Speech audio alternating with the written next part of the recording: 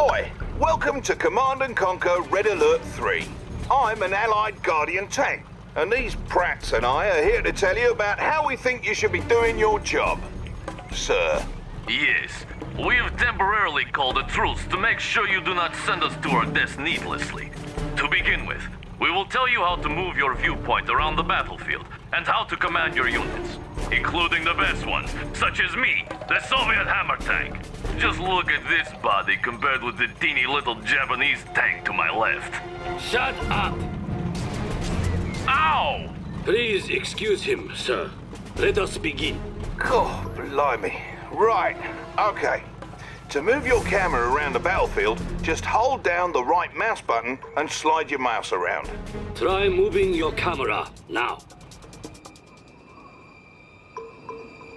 You may also move your cursor to the far edges of the screen.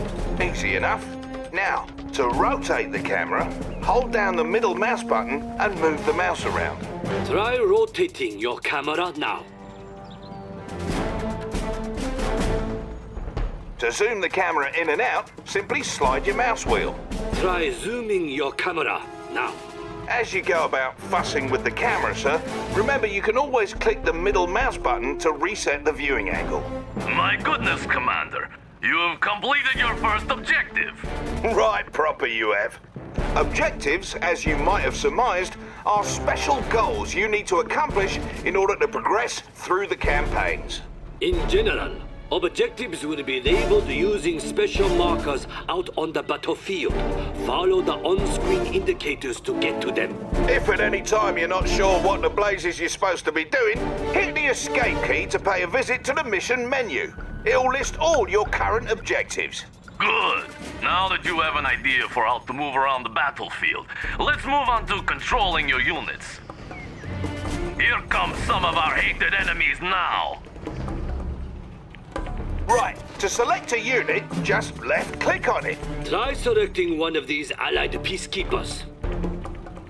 Nice! He's definitely one of ours, sir. You may also hold down the left mouse button and drag your mouse. This will create a selection box. Any units inside the selection box will be selected. And if you want more units added to your selection, hold down the Shift key and drag a selection box around those units. Okay, now that we've reminded you how to select units, you'll need to move them around the battlefield. Ow! I was getting to that. To move your units, whilst having them selected, click the right mouse button on any open terrain. Try moving your units to the designated area up ahead.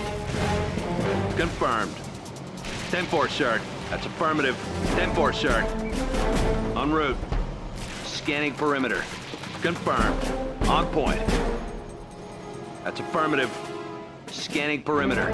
That's affirmative. See?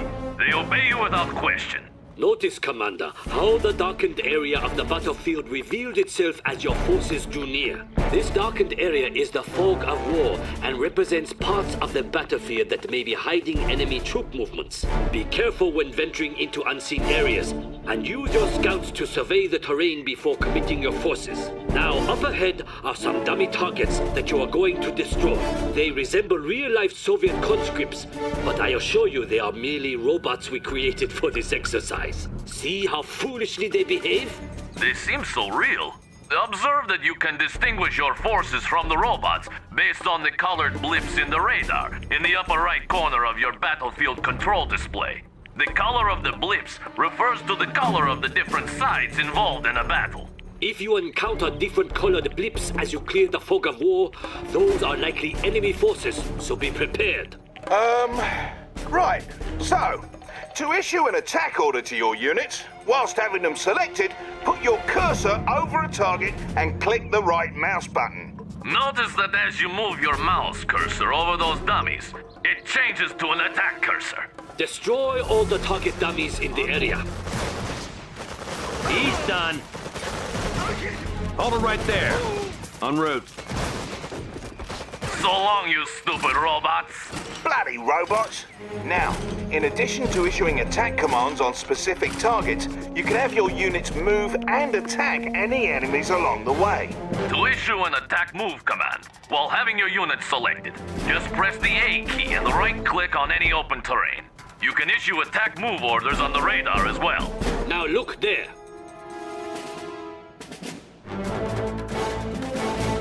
We need you to lead us to that strategic point, yet many robots stand in the way. If you please, issue an attack move order to strategic point. You have the command. Lead us to victory! Talk to me. Scanning Could we perimeter. be of help, sir? Hammer tank, ready to crush. Hammer tank. Lorit, Right here. who's giving you On problems? alert. Hammer tank. Peacekeeper, ready for contact. He's going down. Hammer tank, ready to crush. What's the situation? Hold it right there. Let's start something Peacekeeper, up. ready for contact. We'll settle this. Let's do this. Standing by. Consider it done. We'll settle this.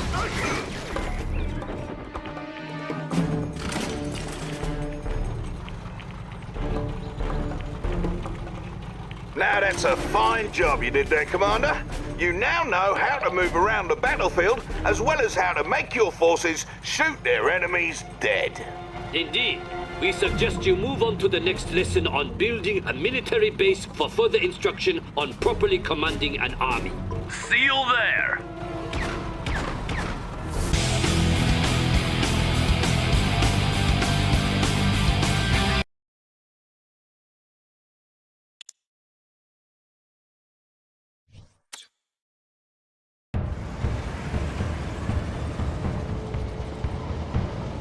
Good to have you, Commander. In this mission, we'll be reminding you all about constructing a base for each of the factions. We'll start with the Allies for obvious reasons. First things first, though. On the right side of the screen is the sidebar, which is where you manage all your base construction and unit production. Here we have one of the hated Allied mobile construction vehicles. The MCV will unpack into a construction yard. To unpack it, select it, then click on its special ability button at the bottom right of your screen. Go on, don't be shy. Observe the ghosted image of the construction yard attached to your cursor. Now left-click anywhere on open terrain to open your MCV to unpack at that location. Yes, sir.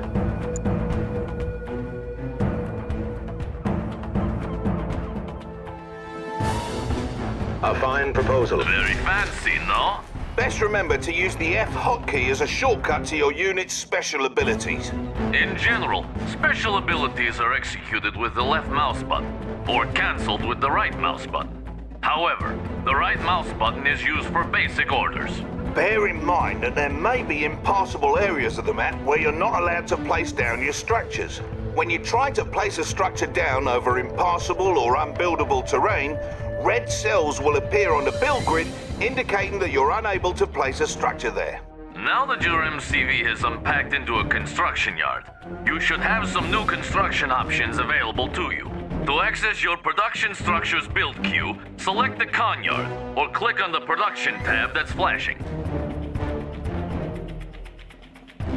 Whoa, look at what we have here. Looks like you have access to build a power plant. Ow! Don't overdo it. Commander, select the power plant button to begin building it. All allied structures build over time inside the construction yard. Once they're ready, you'll be able to place them on the battlefield right away. Your power plant is now ready to be placed. Simply left-click on its button and move your mouse over open terrain. Then left-click on an open spot on the terrain. That's the way. As the name suggests, a power plant provides your base with power. All your structures, with the exception of your power plant and construction yard, use power. You can tell how much power you've got to spare by glancing at the power meter next to your radar. It's important to understand the consequences of a low power situation. While in low power, your units and structures will build at a reduced speed, and your base defenses won't work. So it's always good to have plenty of power as you build up. The next thing you'll need to get base humming along is an ore refinery. This structure comes with a free prospector vehicle, which will collect ore from that nearby ore mine. To build your ore refinery, select the production tab and select the ore refinery button, just as you did with the power plant.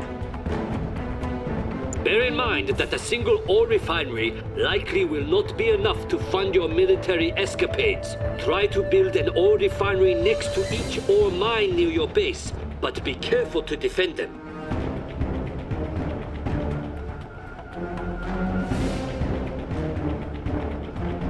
Now that construction is complete, click the ore refinery button and consider where to place it on the battlefield. While you're able to place your refinery anywhere on open terrain, the optimal location is just in front of an ore mine.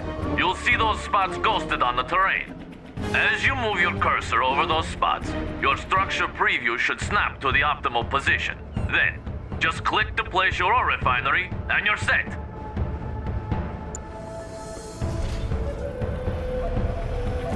Aye, properly executed. When you place your ore refinery, you get a prospector as part of the deal, and he'll go about collecting ore for you automatically. Pro tip, friend. If by some freak accident one of your prospectors or ore collectors is destroyed, you can always build another from your ore refineries. Just select the ore refinery and you'll see it can build another resource vehicle as its special ability. As long as your ore refinery is close to a mine, you only need one vehicle gathering from it. So don't waste credits making more of those little tykes than you need. I always wonder, though, how come the mightiest nations in the world need to collect ore while killing each other? I mean, what is even in that stuff? Ow! Don't ask ridiculous questions! Ore is the primary resource in Red Alert 3. Refineries automatically converted to credits, which is the currency used to purchase all units and structures. All mines have a finite amount of resources that will eventually slow to trickle. So, if you deplete an ore mine, it's best to try and expand to another in order to maintain a steady income. You now have power and an economy set up. You're ready to start training units for the fight. From your production tab, go ahead and build a boot camp. Remember to place it down by selecting its icon, then left-clicking on open terrain. Incidentally, you can rotate the face of a structure you're about to plop down by holding down the left mouse button and moving the mouse around. Let go of the button when ready.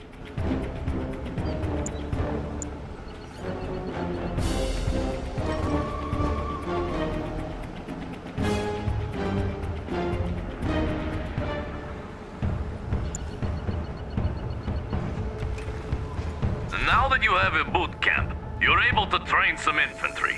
To do this, you may select either your boot camp or the infantry tab under your radar. This will bring up the available units you're able to train. Let's train some so-called peacekeepers. Select the peacekeeper button to start training one. You may queue up multiple peacekeepers by continuing to select on his portrait. Try holding the shift key to queue up 5 of those blokes at a time. You can also halt the production of units or structures by right-clicking on a production button. Right-clicking a second time will cancel production and refund any credits that were spent.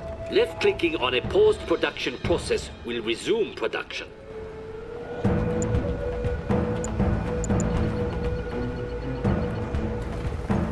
Ready, sir. Where's the trouble? Ready, sir. Where's the trouble? You can set a different rally point for them by selecting the structure and right-clicking some other place. Ready, sir. All 3 factions produce units in the same way, from the respective tabs in the sidebar. Ready, sir. By the by, many of your structures aren't restricted to being built on land.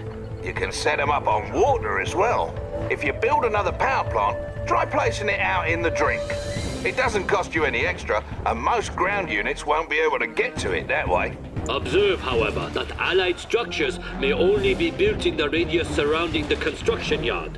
You may expand your build radius by creating command hubs, which convert from your prospectors.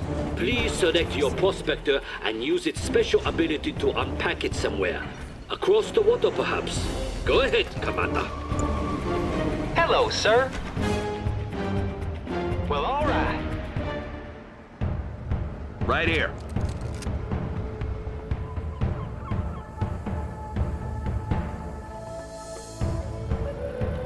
Collecting ore is all right. I like the beach. I didn't think of that. Looks like plenty of room for me. That's a great idea.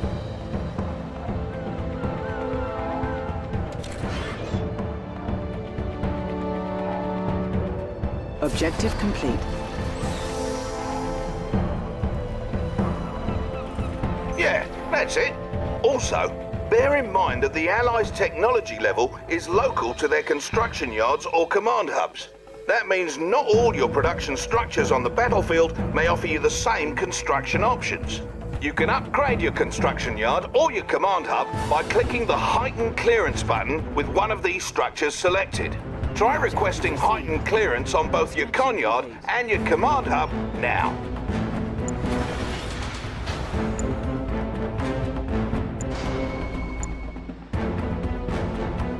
Talk to me.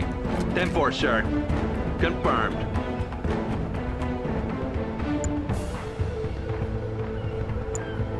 That's it. Now the other. Construction options. Objective complete. There it is.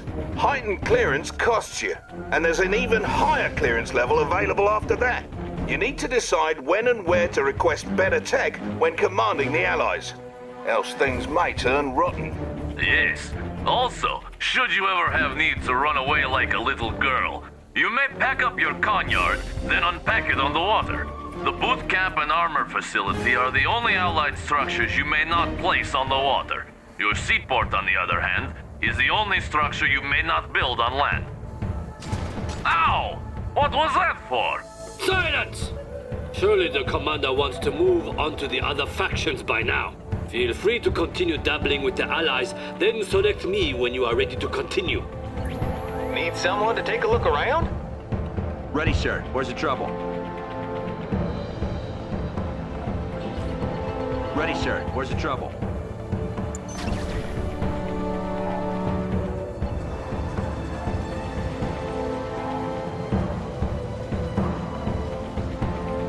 This monstrosity is the Soviet construction yard.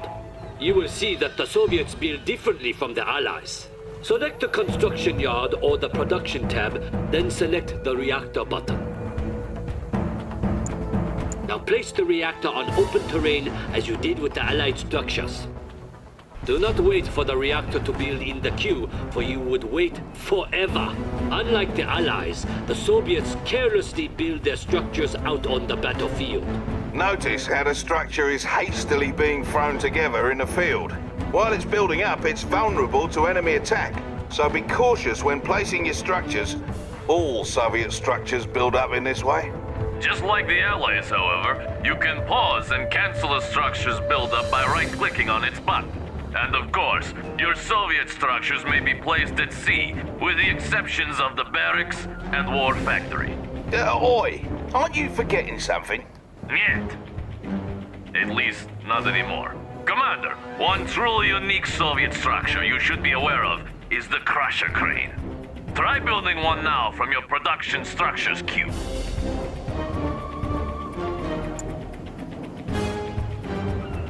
Crusher cranes work much like construction yards, so now you can build two structures at once from your two separate build queues. What's more, your crane's repair drones will automatically repair nearby vehicles, or you can order these vehicles into its grinders to crush them for a quick refund. To access your newly added build queues, select the buttons added to the sidebar, or click the tabs in the sidebar to cycle between queues. You can build multiple production structures to gain more build queues, allowing you to build more stuff at once. Of course, you'll need plenty of income to support this. Now, please feel free to continue exploring the richness of the Soviet build system. When you're done, please select the tsunami tank to proceed. Objective complete.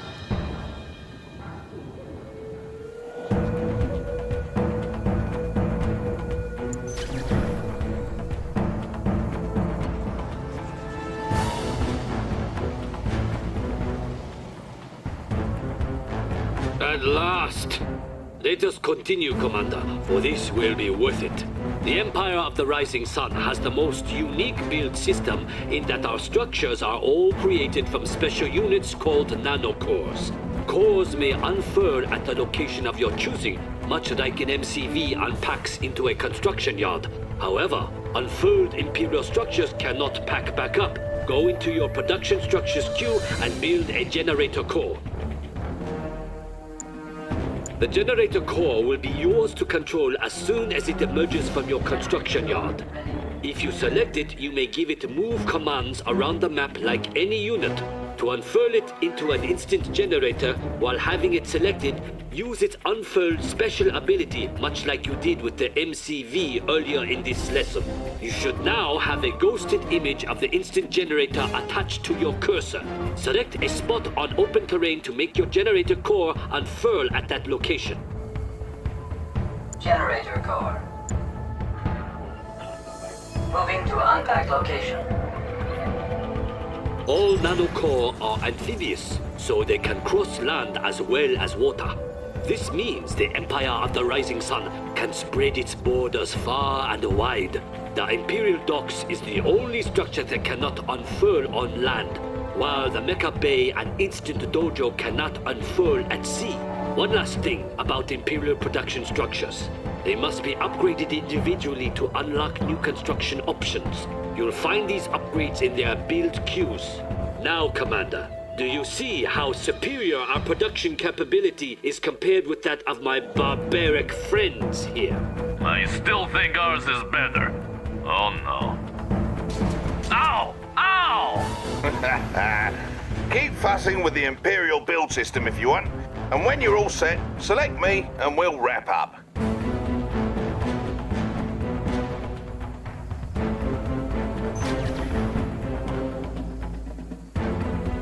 Well, that concludes the lesson on base building. Don't worry, the other ones will be shorter. Mostly. Let's shove off, lads. Commander, see you then. Ow!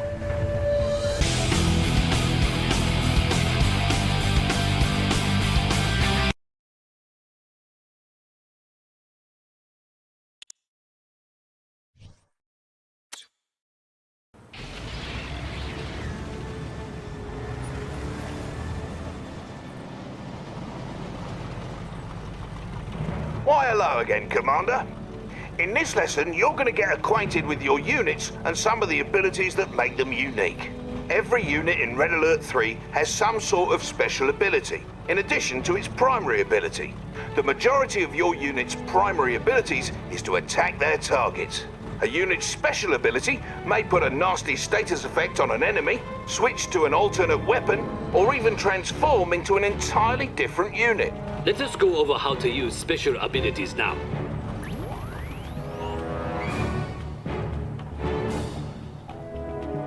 Select that allied cryocopter, if you please. The cryocopter's special ability is the shrink beam. With the cryocopter selected, left-click on its special ability button in the bottom right of your screen, or press the F key. Notice that the shrink beam is a targeted special ability, which means you have to left-click on a target to use it. Other types of special abilities take effect as soon as you press the ability button. Now then, use the shrink beam on my good friend the Soviet Hammer tank. Wait, what? No way, not me again! Okay.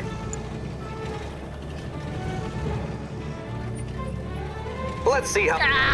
melting. As stated earlier, not all special abilities need to be targeted like the cryocopter's shrink beam. Some abilities cause units to switch weapon modes. Blimey, that tank looks like he's lost control, and all you've got is an allied hydrofoil. Its primary weapon is an anti-air cannon that won't do you any good here. However, if you use its special ability, it'll switch from its gun to the weapon jammer. Select the hydrofoil now and ready the weapon jammer by left-clicking on its special ability button or hitting the F key. Hydrofoil. Proper. Now, have your hydrofoil fire on that Soviet apocalypse tank on the shore. Take them out of the sky! Ah, so much for that tea party. As you can see, the Apocalypse tank can no longer fire. Not so scary now, is he? So remember, even the toughest enemy units may be vulnerable to your lesser units' special abilities. Learn them all and never give up. If you're finished with your motivational speech, perhaps we can continue? Commander, let's go over a unit whose special ability is to transform. One basic example is the MCV, though let us take a look at a more exciting case in one of the Empire of the Rising Sun's versatile Mecha Tengu units. The Mecha Tengu is an amphibious, hovering anti-infantry unit that can transform into the Jet Tengu, a flying air superiority fighter. Not only does the transform ability affect how it navigates the battlefield, it also means the unit changes from having anti-ground weapons to anti-air weapons. Select the Mecha Tengu and use its special ability. The stuff of legend! Impressive, no? Now, order your Jet Tengu to destroy that miserable cryocopter. Oh, and don't worry, it is merely a training robot carefully disguised to look like a real vehicle. Spray 'em!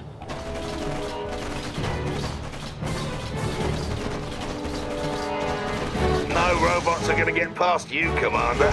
You should know there are some units at your disposal whose primary ability either isn't a weapon at all, or will change depending on what you tell it to attack. For example, each faction has its own type of engineer unit, like this swarthy fellow over here.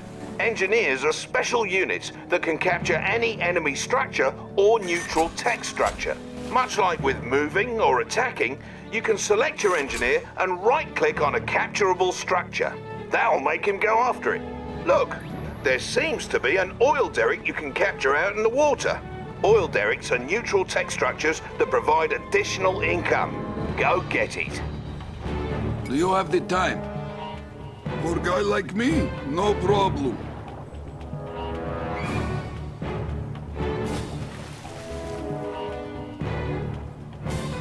Off he goes. Note that engineers are amphibious, so they automatically switch to a keen aquatic form when they get to water. Not all units are amphibious, of course. Might be useful. Notice you can issue capture commands into the fog of war, assuming the structure is still there when you get to it. Hey, where did that engineer go anyway? Ow!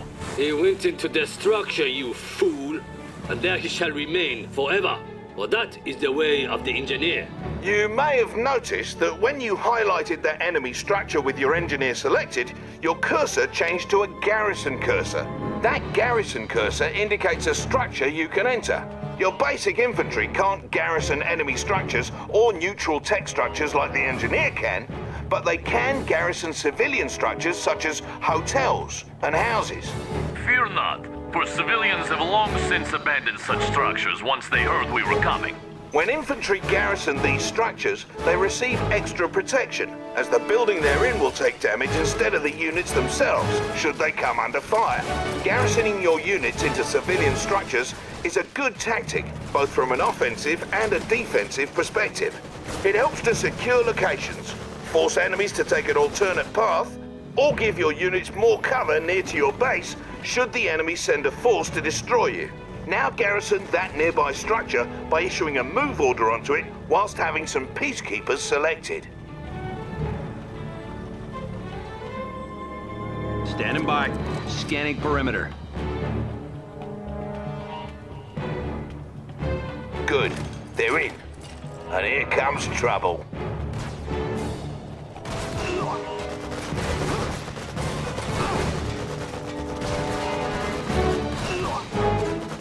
As you can see, those enemy training robots fired upon the structure rather than directly at your peacekeepers.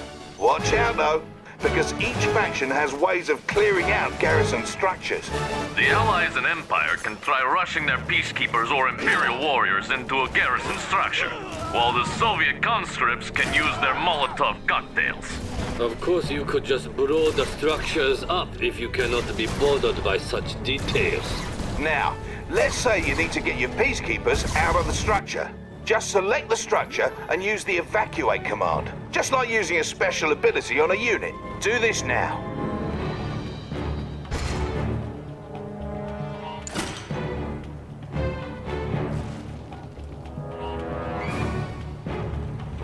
Some of your units can also be garrisoned by your infantry.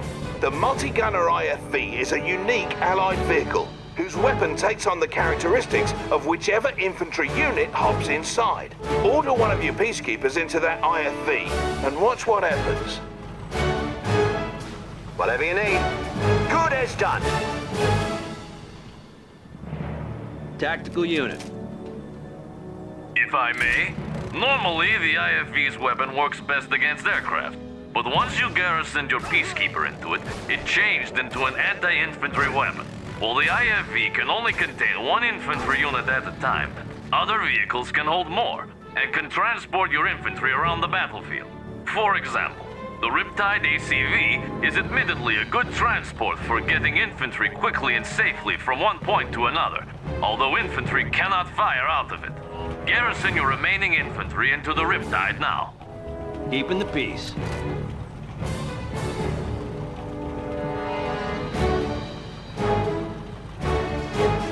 Now that they're garrisoned, let's move your Riptide across this lake and over to the shore on the other side. Look for the marker on the radar. No complaints.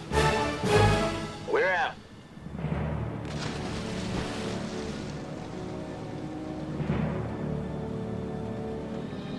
Riptides are a special type of unit in that they're amphibious, meaning they can traverse both land and water.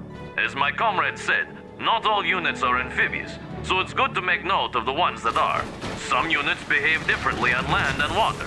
For instance, when your Riptide is on water, its torpedo tubes open to give it additional firepower. Now that you've made it to the other side, let's get those peacekeepers out. All transports have the not-so-special ability to evacuate their passengers. Use the evacuate ability now.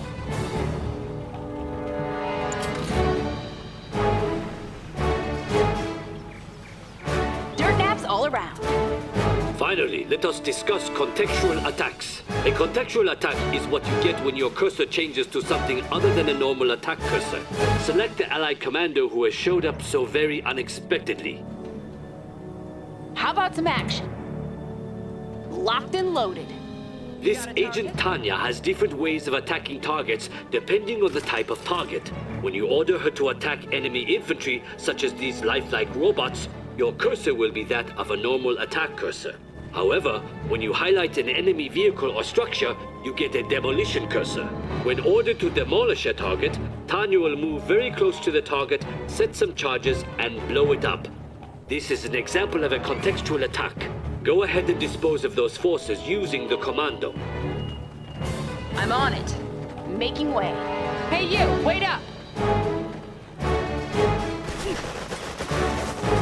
Going after him. Is that it? Just that one? I bet he could use a break. Hey you, wait up!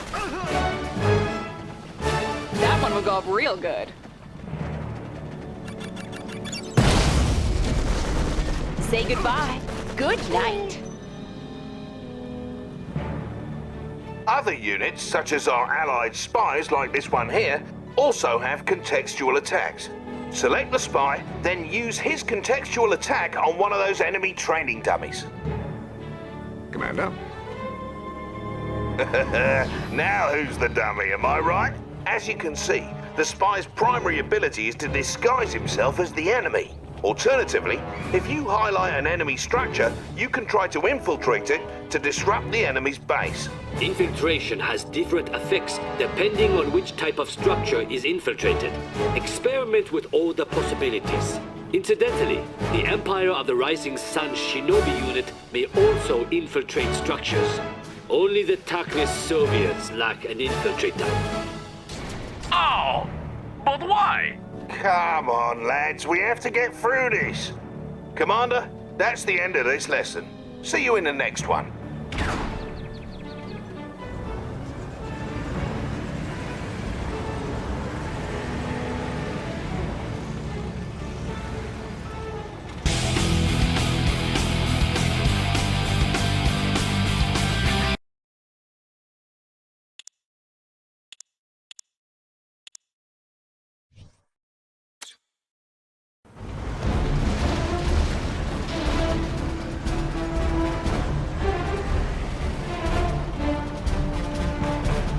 Oh, hello, Commander.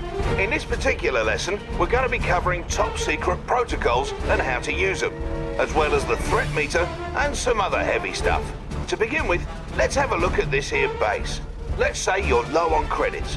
If at any point you decide that you no longer want a structure that you've placed, you may sell it. To sell a structure, left-click on the sell button under your radar, then left-click on the structure you wish to sell. Right-clicking cancels out of sell mode. Try selling one of those power plants now.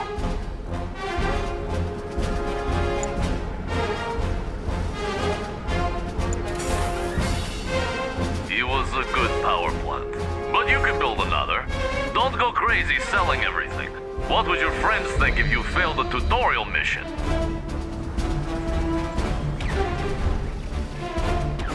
Hey, quit it! Relax, friend. I was just about to explain to the commander here how to repair. It's pretty important. To repair a damaged structure, left-click on the repair button under your radar. Then left-click on your construction yard. Give it a go.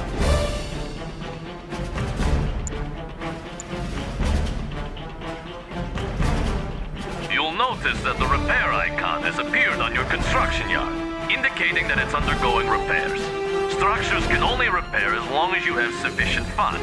You may notice that as your structure is repairing, your credits are slowly trickling down. Now then, let's talk about top-secret protocols. Top-secret protocols is just a fancy term for special support powers you can use. These will affect the battlefield, your enemies, and your units and structures. Basically, they can get you out of a pinch. Keep in mind, you need your construction yard intact in order to use them. Each faction has its own set of protocols which can be offensive or defensive in nature. Sometimes both. As you progress through a battle, you gradually earn security points which you can use to access new protocols. Progress towards your next security point is indicated by the meter surrounding the top secret protocols button on your screen.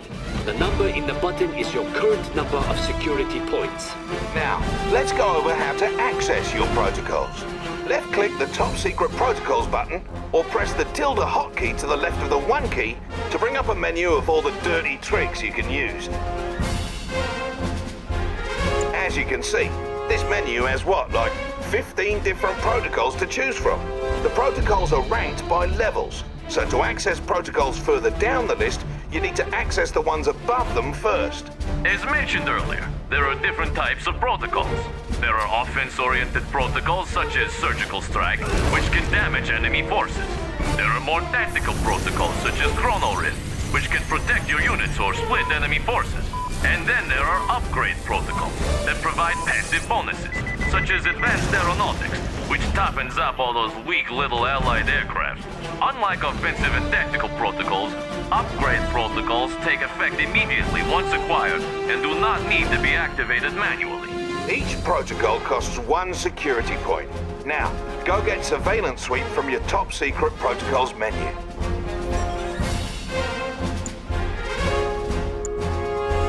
Well, sir. Looks like you've been cleared to use Surveillance Suite. What an occasion!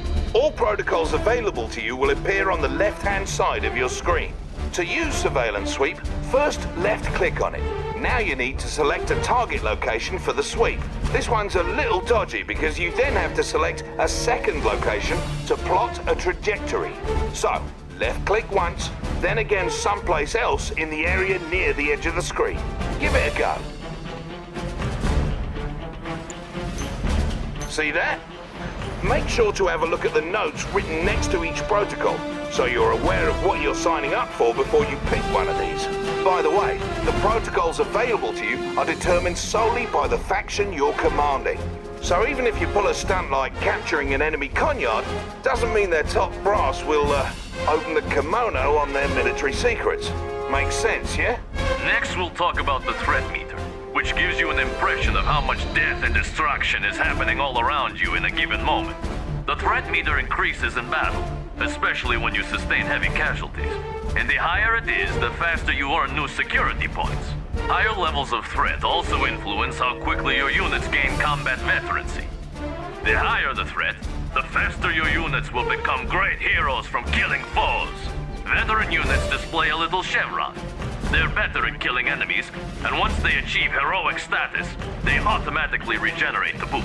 Watch how one of your units gains veterancy by mowing down droves of hostile targets.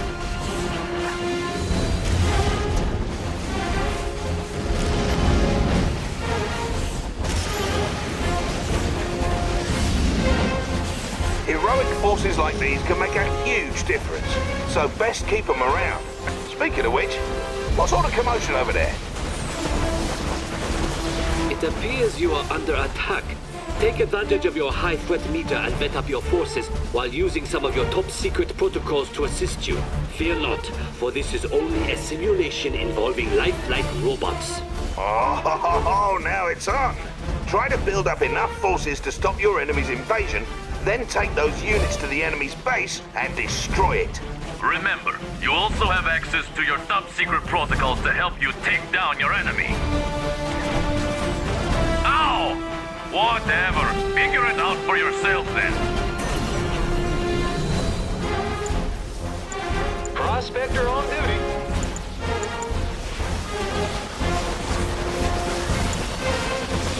Ready, sir. Where's the trouble? Ready, sir. Where's the trouble? Peacekeeper, ready for contact. He's going ready, down. Sir. Where's the trouble?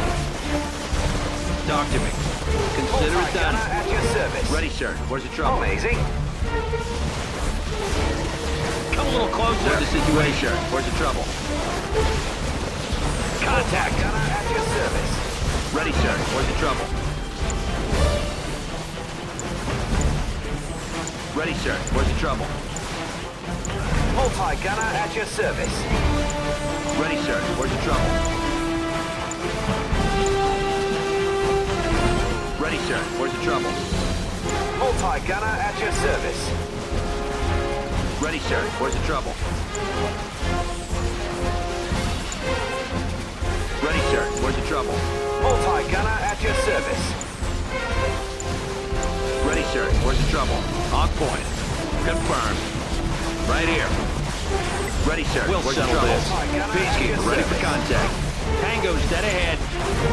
Ready, sir. Where's the trouble? Ready, sir. Where's the Multi-gunner trouble? at your service. Ready, sir. Where's the trouble?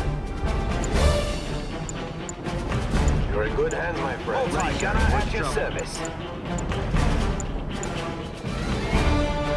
Ready, sir. Where's the trouble? Multi-gunner Ready, at your sir. Where's the service. trouble? You're in good hands, my friend. Ready, sir. Where's the trouble? Multi-gunner at your service. You're in good hands, my friend. Talk to me.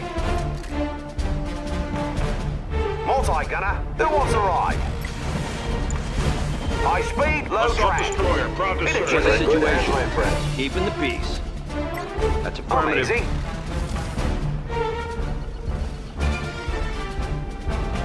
Guardian tank awaiting deployment. Right here. En route.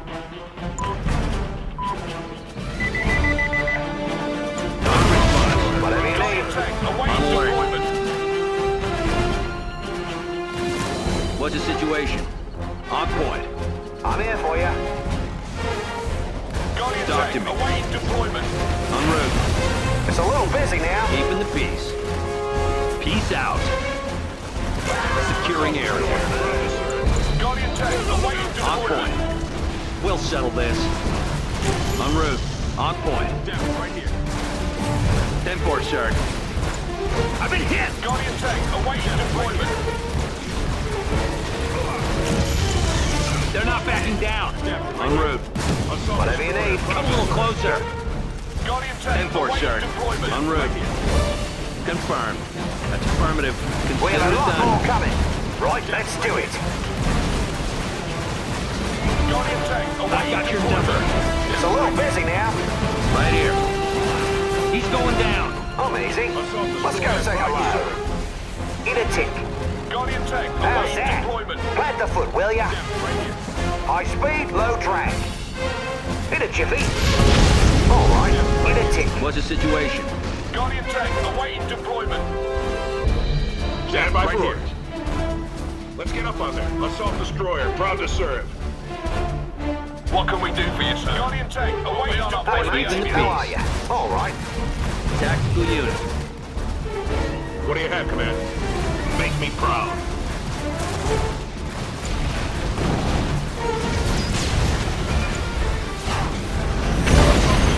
Peacekeeper, ready for contact. Guardian tank at your service. Move it out, lads. We'll be on our best behavior. We'll show them out. What do you have, Command? Keep your eyes peeled. Take them out. Now. Keeping the peace. Come on now. Destroyer standing by. You had enough. Who wants a ride? How'd you go? Let's make tracks. We've got company. Could we be of help, sir? Stand by, Joe. What's the Settle situation? down, boys. Command's on the line. Tactical Come unit. on now. What's the situation? Peace out.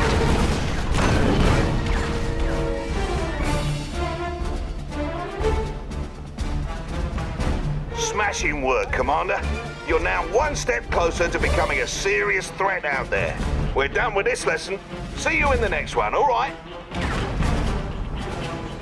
Hydroflare here. What's going on?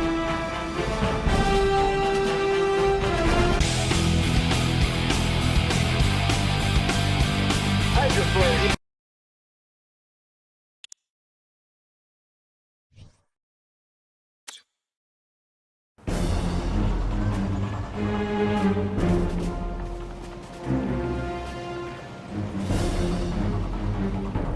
Back for more then, Commander. In this particular lesson, we'll be going over some of the more advanced play mechanics that will separate the men from the boys. From earlier lessons, you should be aware of the Allied spy and some of his capabilities by now. Spies can disguise themselves as enemy units. Only scout units, the Allied attack dog, Soviet war bear, and Imperial burst drone can detect disguised enemy units. Spies and Imperial shinobi can also infiltrate enemy structures. When you infiltrate a structure, it'll impair your enemy's base in various ways, which should give you the upper hand. For example, if you infiltrate that enemy reactor, the entire base will power down for a while. Go ahead and infiltrate the instant generator by right-clicking on it whilst your spy is selected. Quickly now, before I'm spotted. Is it clear?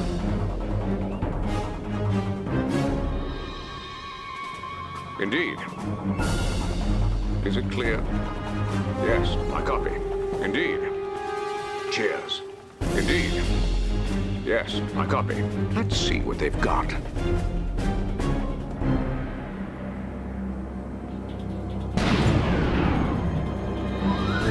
Excellent, Commander. By infiltrating their generator, you've brought down their entire base's power, which in turn powered down their base defenses. That will certainly make it easier to destroy their base, stupid robots. Oh no! It appears the Empire of the Rising Sun is sending in a force to destroy your tanks. You'll need to retreat your tanks back to your base. A clever way of doing that is to reverse move them back to your base. This will allow them to continue attacking those enemy units while retreating to a safer location. To reverse move your units, select them and press the D key on your keyboard. Notice how your cursor changed. Right-click on the target destination near your construction yard to order your tanks to retreat. Another benefit of reverse moving is that it keeps a unit's stronger front armor facing the enemy. Most vehicles are more vulnerable from the rear and flanks, so when you retreat from enemies using a normal move command, you'll turn tail and take more damage.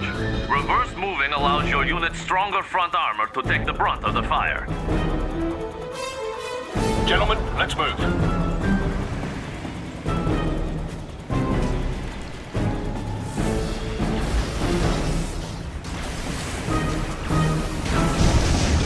Good job, sir.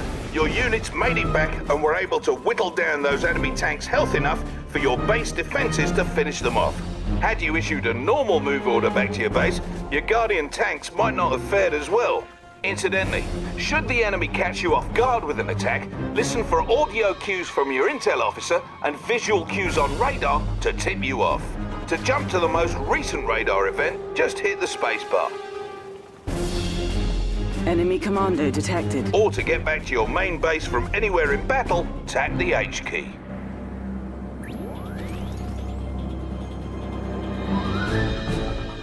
Oh, pants. It looks like the Empire is sending another attack wave, but this time they'd come at us with infantry. Your base defenses are strong against infantry, but with that many of the blighters, I don't think it's going to be enough.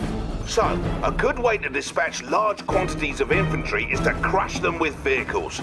Not all vehicles can crush infantry, so it's good to familiarize yourself with the ones that can. Small vehicles like your IFVs and Riptides are examples of vehicles that can't crush. On the other hand, larger vehicles like Guardian tanks and assault destroyers can crush a man like so many potato crisps. What's more, some of the largest vehicles in Red Alert 3 are big enough to crush other, smaller vehicles. Anyhow, let's crush those robots. Wait! You may wish to assign your tanks to a control group first. This is an important way of managing your forces. To assign units to a control group, select them, then hold the control key and press a number key. Do this now, please. Guardian tank. Good. You may now select those units at any time by pressing the corresponding number key. You can also jump to the group by double-tapping the key. Now please proceed with crushing my robots. Thought you'd never ask. To crush enemy infantry, select your Guardian tanks and issue a move order behind the enemy infantry. You can also issue a force move command using the G hotkey or using the Advanced Commands tab near the bottom of the screen. Issue a move command to the designated location with your tanks now. Moving out, lads. Seeing as how that Rising Sun base seems intent on taking us down, let's go over some ways to get your units to protect your base without being drawn out by the enemy. All of your units can be set to different stances, which affect their behavior. All units start off in guard stance, meaning they will auto-acquire enemies that come within their attack range and pursue them for a short distance if they try to flee. Once the dust settles, your units will return to their original positions. We need to have some of our units on defense for our base, but not pursue our enemies. To do this, we need to put them into hold ground stance. First, select one or more of your tanks. Now click on the Advanced Commands panel in the bottom right of your screen next to the unit portrait. As you can see, this panel reveals some additional controls for your units. Select the Hold Ground button to change your unit's stance. Guardian tank good to go. Simple as that, you've just changed your unit's stance. Keep in mind that no matter what stance your units are in, any orders you issue will always be followed. Stances will only affect how units behave when not under your direct control. Now, take 3 Guardian tanks, not counting our field instructor, and move one to each of the designated locations and put them into a hold ground stance. Guardian tank at your service. Of course, sir. Guardian tank good to go. Come on, boys. Ready as always. What's on the agenda? We'll be on our best behavior. Perfect. What say we also set up some base defenses? Each faction has a couple of its own base defenses. The Allies have multi-gunner turrets, for example. Select the Support Structures tab in the sidebar, build a multi-gunner turret, and place it near your tanks.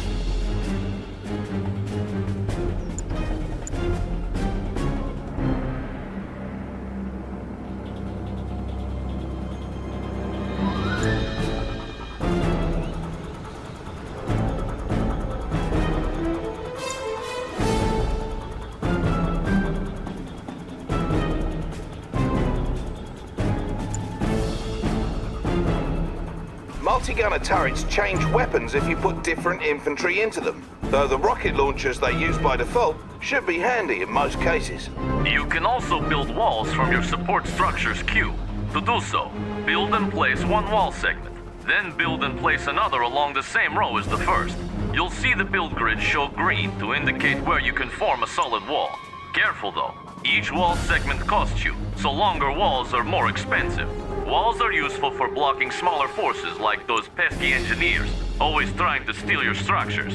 Go on and try building a solid wall at the front of your base.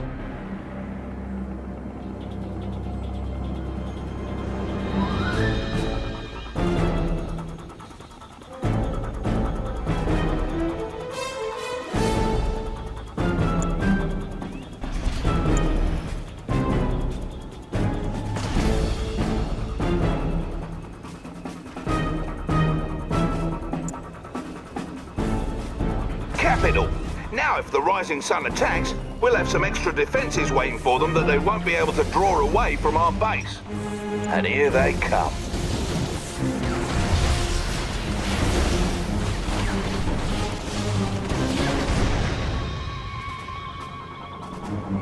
As you can see, they've decided to retreat back to base, but your Guardian tanks stood their ground and didn't continue after them. Had your Guardian tanks followed them back, they most likely would have been destroyed by the Empire's own base defenses. Yes, the Empire's base defenses are quite impressive. You may need to use combined arms to defeat them. In fact, if you depend overmuch on just one or two types of units, you are bound to fail. Thankfully, it is easy to manage multiple types of units at once. Try selecting all your combat forces on the battlefield using the Q key. Good. Notice you have multiple unit types in the contextual tab in your sidebar at right. One type of unit in your group will always be selected. To cycle between unit types, simply tap the tab hotkey. Try this now. Switching unit types in this fashion makes it easier to use your mixed group special abilities without deselecting the group. We should also briefly touch on waypoint mode for its use. Waypoint mode lets you queue up move or attack orders. To use waypoint mode, hold the Alt key while issuing move or attack orders as normal with units selected. Your units will complete the orders in sequence.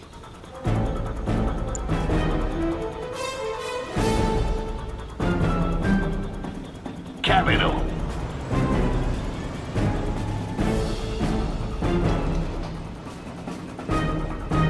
Now, earlier we had mentioned how directional armor comes into play during battles. Another type of armor bonus your units can receive comes from an automatic reaction to enemy fire called suppression. Suppression only affects infantry units. When infantry units become suppressed, they go prone on the ground and continue firing.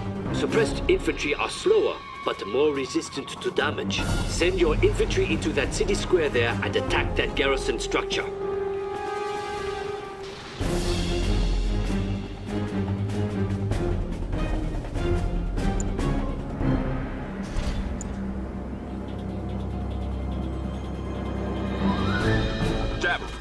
Taking position. Making a move. All right, folks. That zone's mine. Making a move. We can take him.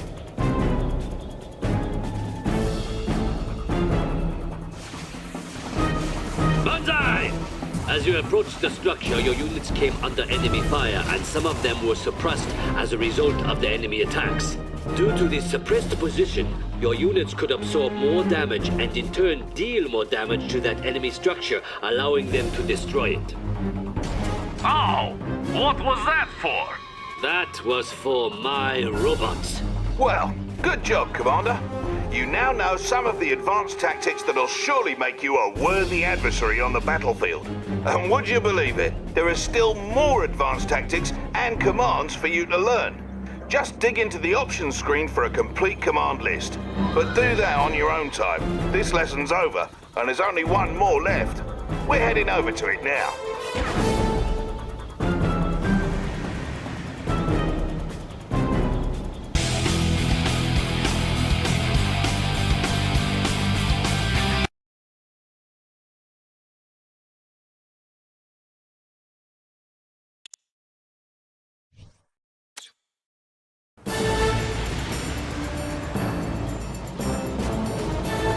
Finally, the last lesson. Feels good to be almost finished, eh, Commander? Let's get started.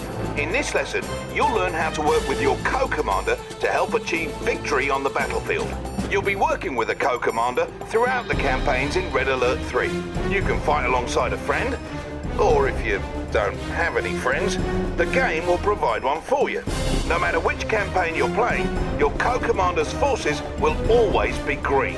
In general, you can expect your co-commander to do a halfway decent job of fending for him or herself or helping you out.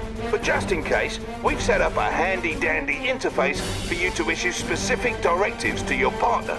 In the upper left hand of your screen is the co-commander monitor. Unfortunately, this won't let you control your real friends, but it's useful when fighting alongside one of the game's co-commanders. Now, let's go over all the functions. First and foremost, there's a handsome image of your co-commander to remind you who you're fighting alongside. For this tutorial, you'll be fighting alongside the fresh-faced Soviet commander Oleg. Commander, Comrade Oleg here. I trust you are enjoying the banality of this training lesson. Hurry up and learn what you need to, so we can get to the real thing. Right next to his portrait are the various directives you can issue. Basically, you can boss him around. The first is take position, which causes your co-commander to immediately send his available forces to a target location. To issue this directive, select the take position button. Then move your cursor over the battlefield and left-click again in the target area. Go ahead, please. New objective received. Albert is on the move.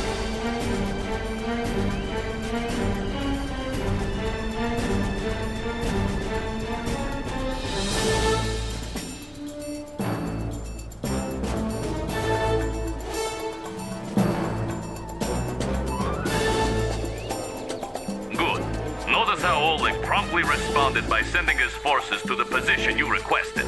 Now, the next directive is strike target. This directive makes your co-commander immediately send available forces to destroy that target and anything nearby. Much like last time, to issue a strike target directive, you must first select the button, then move your cursor over an enemy and left-click on it. Issue a strike target directive on that enemy boot camp. New objective received. I'm on it.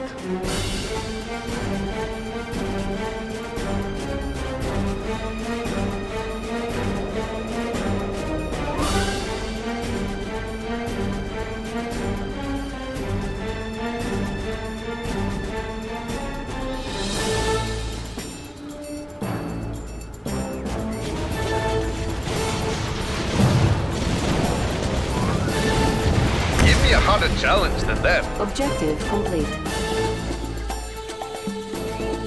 That is how we do it in Russia. Notice how Oleg immediately responded with his forces. Another option is to use the plan attack directive. This directive makes your co-commander build a good-sized force to eliminate any enemy units in the target area, as well as any enemies encountered along the way. As with the others, to issue a plan attack directive, just select the button, then select the target enemy or location on the battlefield. Go ahead and use plan attack on the other side of that valley.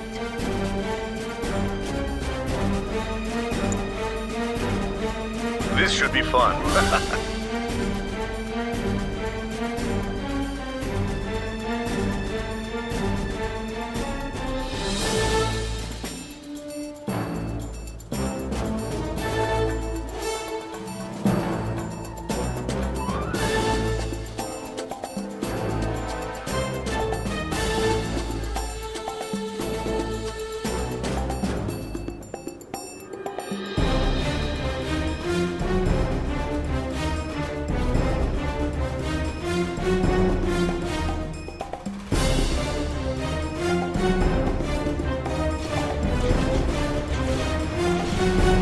Allies under attack.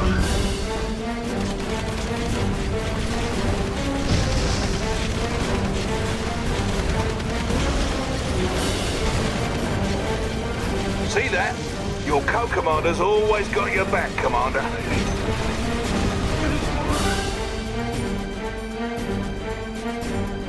Lastly, let's go over the keep command directive. This one makes your co-commander fend for him or herself, and he or she will always do so by default. Unlike the other directives, this one does not require you to select a target, and may be used to cancel the other directives. To issue this directive, simply select the Keep Command button. Now then, we have one final type of directive to review. Enemy base detected. During the course of some missions, you will come across what we call co-commander strikes. These are situational tactics your co-commander will use when given the signal. Notice how one has just appeared on the battlefield. Co-commander strikes may appear anywhere, anytime during a mission, and it's yours to decide how best to use them. Let us examine that co-commander strike more closely. To give your co-commander the signal to execute the strike, select it. This brings up a window explaining the strike. To confirm the tactic, select the execute button.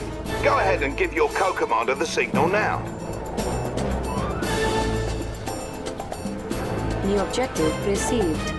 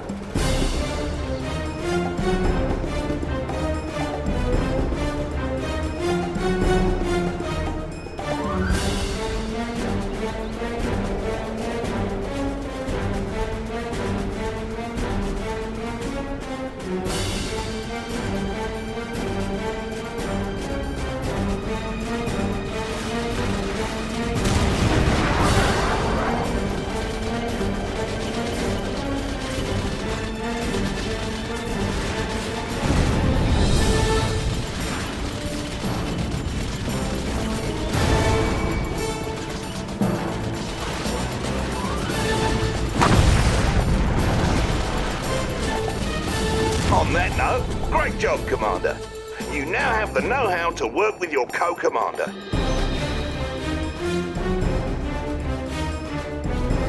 Enemy base detected. As you can see, your co-commander can help you do some of the heavy lifting. Now get out there and knock some heads together. Go on, what are you waiting for? A fancy ending with a sappy montage? As for you, boys, the truce is off! Finally, you jerks! Shut up!